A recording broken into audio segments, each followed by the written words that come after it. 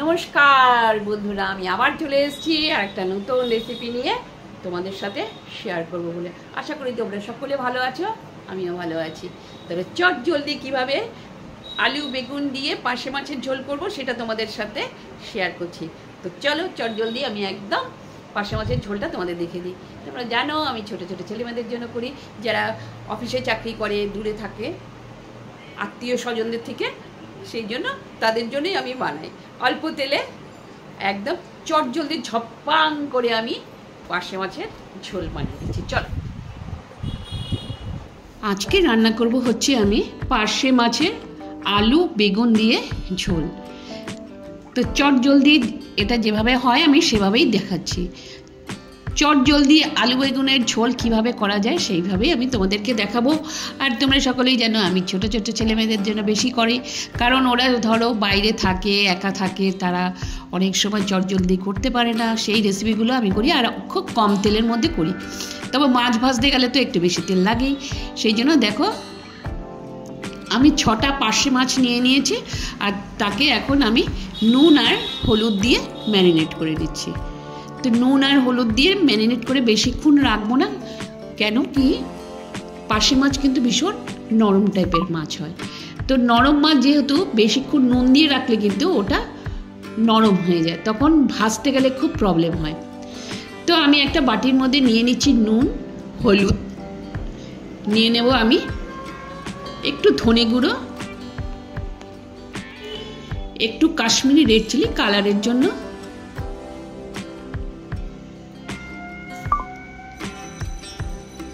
এবার এটাকে মিশিয়ে নিচ্ছি।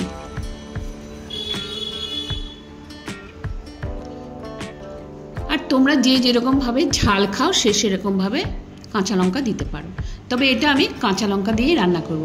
আর অবশ্যই আমি এটা সর্ষের তেল দিয়ে রান্না করব। গরমের দিনে এই ঝোলটা ভীষণ সুস্বাদু খেতে হয়। মশলাগুলো আমি গুলে নিলাম, জল দিয়ে গুলে নিলাম। তোমাদের যত বেশি হবে বেশি পরিমাণে একটু দিও মশলা, আর আমি 1 চামচ করে দিয়েছি। নিয়ে নেব আলুগুলো, ঠিক এই সাইজের আলুগুলো কাটবো। দেখো একটু মোটা মোটা থাকবে, নাহলে বেগুন তো একদম গলে যায়, সেই জন্য একটু মোটা মোটা সাইজের বেগুনগুলো কেটে নেবে। আর এক সাইজের কাটলে ভারী সুন্দর লাগে দেখতে। তো একবার লঙ্কাটা আমি ছিঁড়ে নিলাম। লঙ্কাটা চিড়ে ফোড়নে দিলে না কাঁচা লঙ্কার খুব সুন্দর একটা গন্ধ আসে, সেটা মাছের ঝোলের জন্য ভীষণ সুন্দর। নিয়ে নিলাম আমি 2 চামচ তেল, বড় চামচের 2 চামচ তেল নিয়ে নিলাম। এবার মাছগুলো আমি ভাজবো। তোমাদের যদি বেশি মাছ থাকে তাহলে না পার্ট বাই পার্ট অনুযায়ী তোমরা এটা ভাজতে পারো। তো আমি 4টে মাছ দিয়ে দিলাম।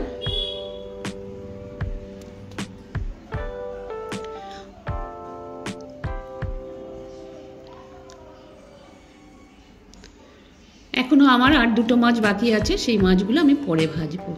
তবে মাছটা আমার একটু নরম ছিল, সেই জন্য উল্টাতে খুব অসুবিধেই হচ্ছিল। যাই হোক, মাছের সঙ্গে যুদ্ধ করে মোটামুটি ওটাকে উল্টাতে পেরেছি। আর দেখবে পার্শে মাছের পেটটা কাটলে পরে বড় কাটা থাকে, তো সেই জন্য না পট করে মাছটা হয়ে যায়, সেই জন্য খুব বুঝে মাছটা ভাজতে হবে। খুব বেশি নাড়াচাড়া করা যাবে না, একটু লালচে কড়কড়া করে নিলেই হয়ে যাবে।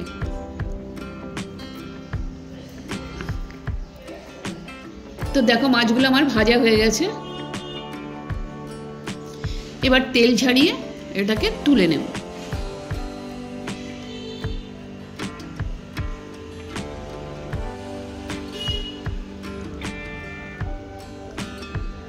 যেই তেলটা ছিল সেই তেলটার মধ্যেই আমি আলুগুলো ভেজে নেব।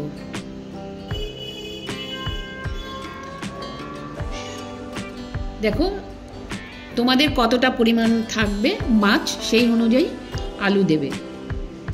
যারা বেশি আলু ভালোবাসো খেতে তারা একটু আলু ভালো বেশি করে দিও, আর যারা কম ভালোবাসো তারা কম করে দেবে। আমার কিন্তু মাছের তেলে আর তেল দিতে হয়নি এক্সট্রা করে, তো আমি এই তেলেই আমি সুন্দর করে আলুগুলো ভেজে নিচ্ছি। দিয়ে দেব হলুদ আর নুন।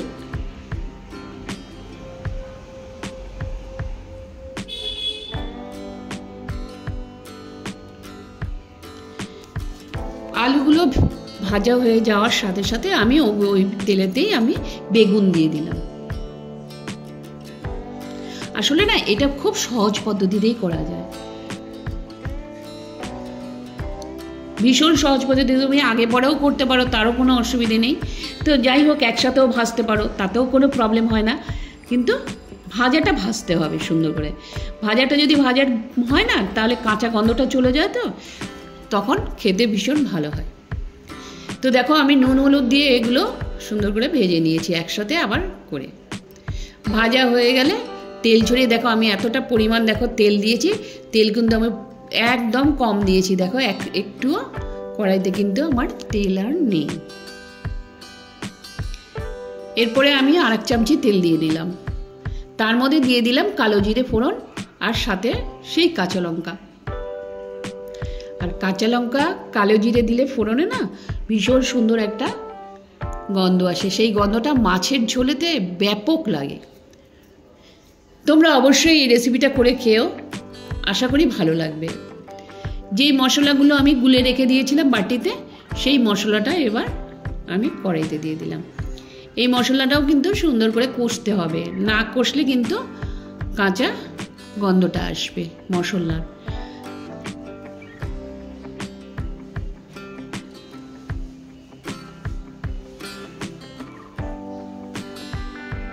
এবার মশলা কষার পরে দেখবে সাইড দিয়ে তেলগুলো বেরিয়ে আসছে, তখনই মনে করবে যে আমার মশলাটা ভালোভাবে কষা হয়ে গেছে। আর এখন যেই আলুটা আর বেগুনটা ভেজে রেখেছিলাম, সেটা আমি এই মশলার মধ্যে দিয়ে দিলাম।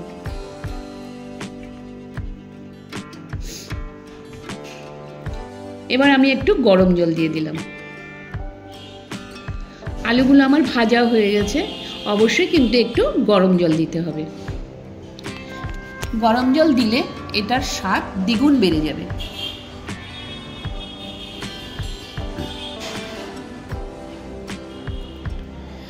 দিয়ে আমি চাপা দিয়ে দিয়েছিলাম, এবার চাপাটা আমি খুলে দিলাম।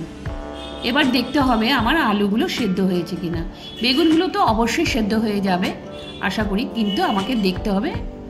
এই খুন্তি দিয়ে একটু চাপ দিয়ে দেখলেই বোঝা যাবে যে আলুটা আমার সেদ্ধ হয়েছে কিনা। তো দেখো আমার আলুটা কিন্তু অলরেডি সেদ্ধ হয়ে গেছে। এবার আমি আমার যেহেতু একটু ঝোল লাগবে, সেহেতু আমি আর একটু গরম জল দিয়ে দিলাম, মাছগুলো যাতে জলে ফুটতে পারে। তোমরা যদি একটু মাখো মাখো খাও, তাহলে মাখো মাখো অল্প জল দিলেও হবে। আবার যদি বেশি জল খেতে চাও, তাহলে জলটার পরিমাণটা একটু বাড়িয়ে দেবে।